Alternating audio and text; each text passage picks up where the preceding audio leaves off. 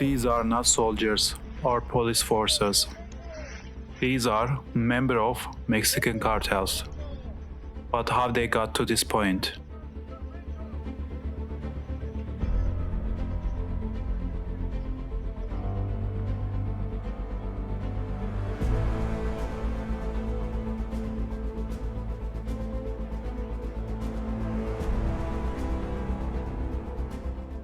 The US involvement in the Vietnam War led to a boost in heroin being smuggled in the United States.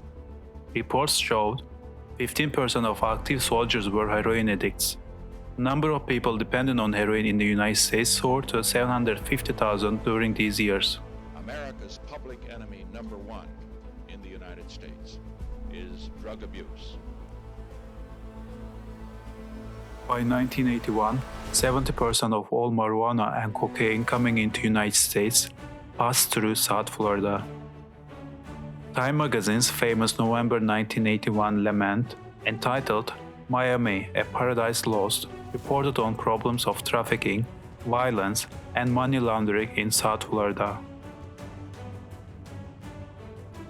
With the demise of Colombian cartels, which controlled distribution in North America, Mexican drug trafficking organizations now dominate the wholesale drug trade in the United States.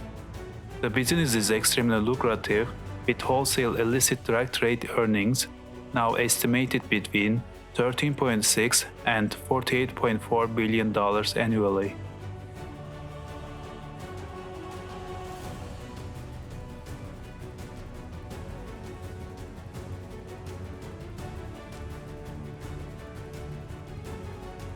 The birth of Mexico's major cartel can be traced to Miguel Angel Felix Gallardo, nicknamed the Godfather, who in the 1980s became the country's liaison with Colombian cocaine trafficker Pablo Escobar of the infamous Medellin cartel.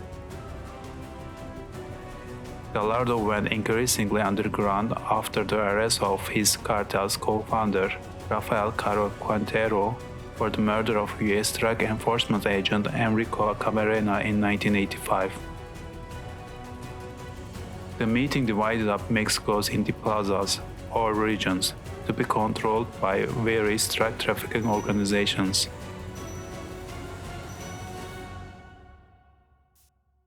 The agreement solidified major players in the trade, including the Sinaloa Confederation and the Arellano Felix brothers of Trujillo. Since then, drug lords have come and gone, and new groups have risen to power as loyalty failed, political protection changes, and killings and arrests leave vacuums in leadership to be filled.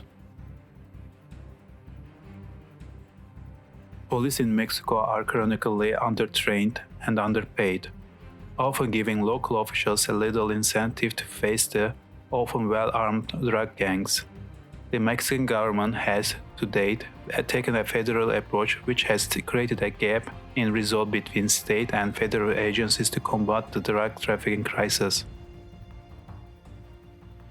But the war on drugs has taken its toll in human rights violations, including torture, extrajudicial killings, and forced disappearance by the cartels. More than 37,000 people have gone missing since 2006, including 43 student protesters who were abducted and killed in Guerrero in 2014. The war on drugs has been costly, in both lives and resources. Some of the bloodshed has spilled in the United States. A number of writers have alleged that the CIA was involved in the Nicaraguan Contras cocaine trafficking operations during the 1980s Nicaraguan Civil War.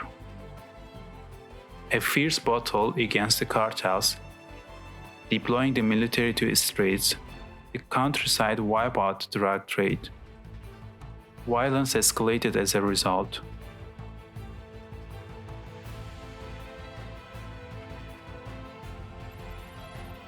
Mexico has felt the brunt of the violence, with the assassination of drug gang affiliates, law enforcement officers, crooked officers, snitches, journalists, and civilians.